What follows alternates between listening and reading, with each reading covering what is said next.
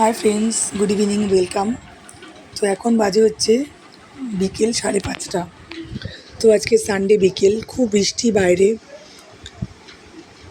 তো কি করব, বাইরে থেকে কিছু এনে খাওয়ার উপায় নেই, যেহেতু সারাদিন বৃষ্টি হয়েই যাচ্ছে। তো সেই জন্য সকালে ব্রেকফাস্টে কচুরি খেয়েছিলাম। তো ইভিনিং স্ন্যাক্সে বাইরেই কিছু খেতাম। যেহেতু বৃষ্টি, তাই ঘরেই তৈরি করব। 5টা ডিম সেদ্ধ বসিয়ে দিয়েছি। আমি করব এগ পকোড়া। সেদ্ধ হয়ে গেছে, ঠান্ডা করে আমি ডিমগুলোকে স্লাইস করে কেটে নিয়েছি। এক একটা ডিমকে আমি 4 টুকরো করে করেছি। একটু ছোট বড় সাইজে হয়ে গেছে।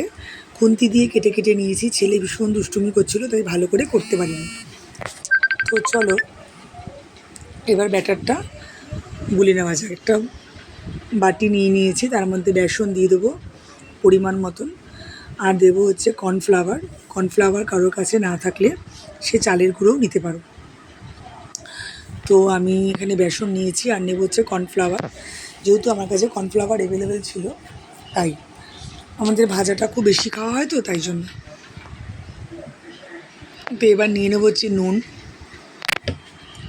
আন্দাজ মতন নুন নিয়ে নেব।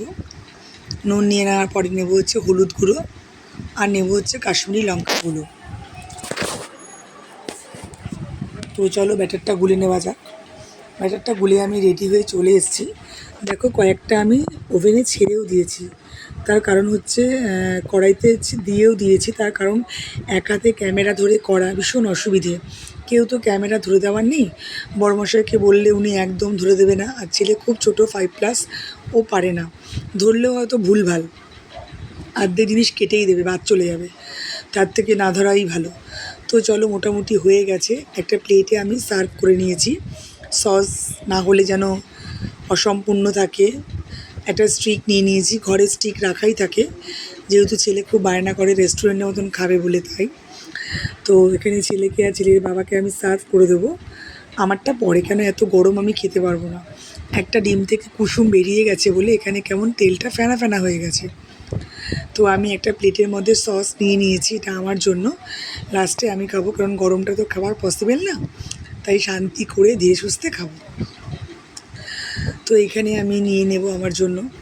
আর দেখো কি গরম, আমি ঘেমে চেমে স্নান। ভালো ভালো টেস্টি ফুড খেলে হবে বলো, কষ্ট তো করতেই হবে, কী আর করা যাবে। তো চলো, সব কিছুকে উপেক্ষা করেই করতে হবে। তো তোমরা বলবে আমার এগ পকোড়া কেমন হয়েছে। তোমরাও বাড়িতে ট্রাই করো।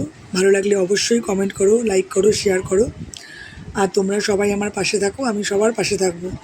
তো চলো, ভিডিওটা করে রেখেছি, কিন্তু পোস্ট হবে পরে, কারণ সময়ের খুব অভাব। সোমবার মঙ্গলবার চলে গেল, বড় ভিডিও দিতে পারলাম না। বুধবার দিন যাবে। টাটা।